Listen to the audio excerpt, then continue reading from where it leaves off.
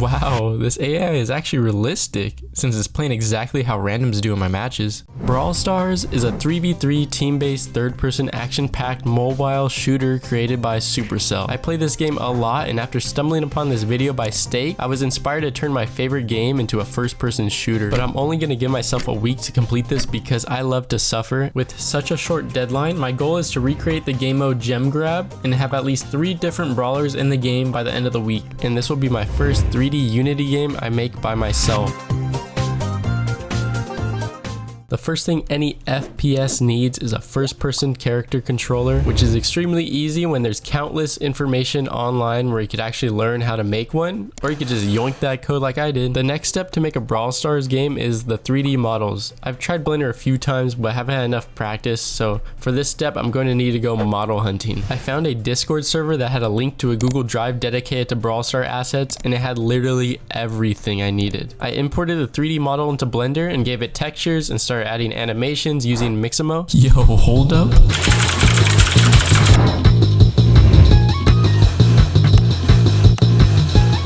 Mission failed.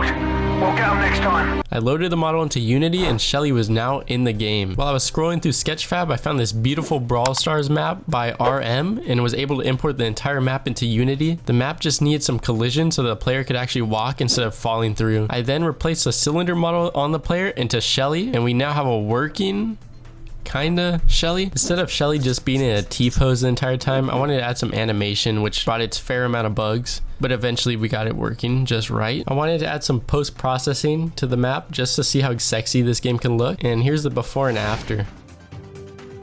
Now, you know what every map needs? Obstacles. And Brawl Stars has a variety of obstacles, but for this time constraint I have, I'm going to make it simple and use the models on the walls and the bushes around to make my own obstacles. So yeah, I made a super simple map layout, but there's no collisions and the models aren't even finished completely. My plan right now is to remake the game mode Gem Grab, which is where either team has to get a total of 10 gems and hold it for 20 seconds in order to win. For this game mode to work, we need a place for gems to spawn. So I made one using just simple shapes. We now have to figure out how to make the gems spawn in intervals. But before we could even get gems to spawn, we have to make one in Blender. I finally thought I learned how to make a model in Blender until I tried adding the texture. So I just scrapped it and found this free asset on Sketchfab with the exact gem I wanted. And just like that, we have a gem. To get gems to spawn is pretty simple. First, I needed to add an empty game object that is at the location we want the gems to spawn in. Then I wrote a script that runs the spawn function after a certain amount of time. Inside the spawn function, we instantiate the gem object that I showed earlier. Then I spawn the gem at the empty game object, and we add forces to the object that send the gem flying out and around the spawn in all directions using a random range method. I want this FPS to stay true to the original game, so I recreated all the UI in Photoshop. I then proceeded to add a game timer, so when it ends, whoever has the most gems wins. I basically haven't done any coding so far. Everything has been animations and models. And we're trying to make a first-person shooter here, and shooter's in the name, but our player can't even shoot yet, so let's fix that. The most basic way to make a gun go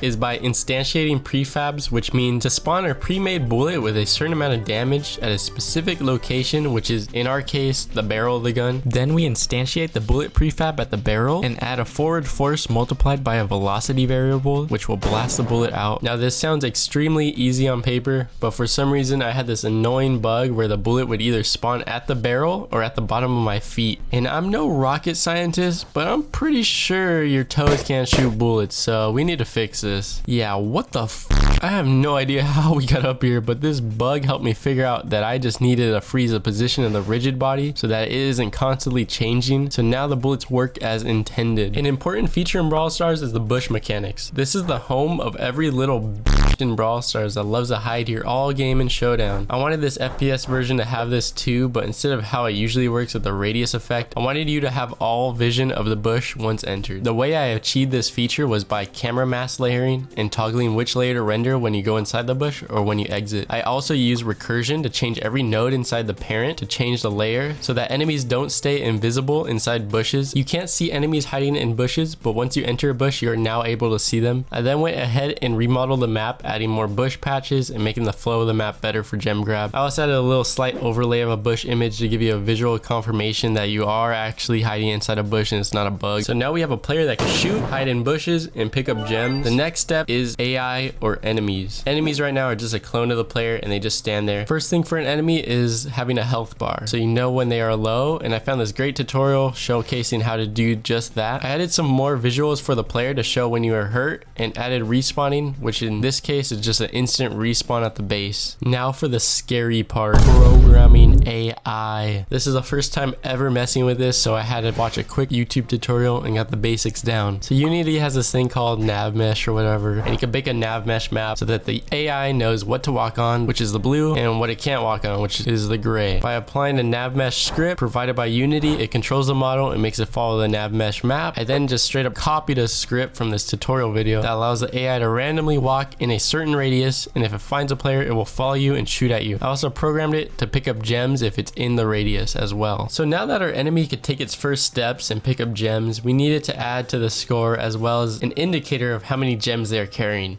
2 hours later. The gameplay loop for this game mode works for enemies now, so if an enemy is carrying 10 plus gems, the countdown will begin, and you have to try getting them below 10 gems before time is out or you lose. There's still some bugs with the game mode logic. For instance, when you tie, they both overlap, and when you defeat an enemy that had 10 plus gems, the countdown still ticks down and you lose. I smashed these bugs, and now the game mode logic was working perfectly. As of right now, the player can shoot infinitely. We need some sort of cooldown or ammo system in place to prevent this. So I went ahead and copied the layout of Stake's video for the super and ammo and added some logic to it. The super or ultimate will activate after a certain amount of damage has been inflicted on an opponent, and when you right click, it will shoot out a bigger, stronger blast of bullets. The closer you are, the deadlier. The game is almost complete. The next step is having some friendly AI to help you out to make this an ultimate 3v3 battle. Making a friendly AI is going to be pretty easy since all I have to do is just reverse the enemy AI.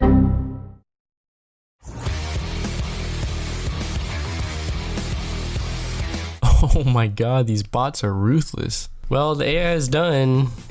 Kinda. I'm actually on the final day and there's only a couple more features I want to add instead of fixing this AI. Shelly is cool and all, but I just want to be playing a match with all Shelly. So let's add some of the OG brawlers like Colt and Brock into this game. Colt, I had a little bit trouble getting the animations right. For some reason, he was just hovering like a deity. But eventually I got a decent animation working. Yeah, it's whatever. Brock, on the other hand, had this weird bug where his rocket would keep getting further and further away from him. But I solved this by turning off root motion in the Spectre. So now Colt and Brock are in the game and they each have different attacks with varying ranges and attack speed and damage. With the little time I have left, the last feature I want to make is a main menu. I wanted to model the layout just like in Stake's video since it inspired me to make this game. So I just went ahead and Photoshop, took all the assets and placed them into my menu. What?